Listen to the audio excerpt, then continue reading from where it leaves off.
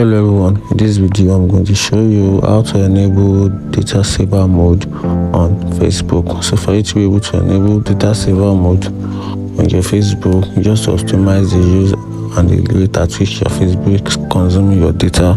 Here's how you can do it. Open your Facebook app on your phone, then click on the menu button, then from there you click on the settings, which is the gear button, and you're gonna scroll down a little. So under prevents is an option where you can customize your experience on Facebook. So from there you can click on media.